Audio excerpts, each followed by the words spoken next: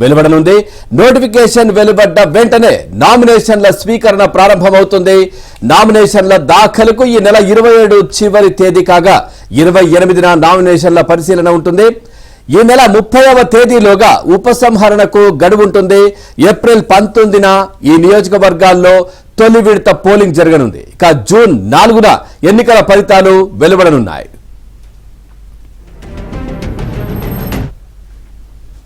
ఇక తొలి విడత ఎన్నికలు జరగనున్న వాటిలో తమిళనాడులోని 39, రాజస్థాన్లోని 12, ఉత్తరప్రదేశ్లోని 8, మధ్యప్రదేశ్లోని 6, మహారాష్ట్ర, ఉత్తరాఖండ్, అస్సాంలోని 5, బీహార్లోని 4, పశ్చిమ బెంగాల్లో 3, అరుణాచల్ ప్రదేశ్, మణిపూర్, మేఘాలయాల్లో 2, ఛత్తీస్గఢ్, మిజోరాం, నాగాలాండ్, సిక్కిం, త్రిపుర, అండమాన్ నికోబార్, జమ్మూ కాశ్మీర్, లక్షద్వీప్, పుదుచ్చేరిలో ఒక్కొక్కటి ఉన్నాయి.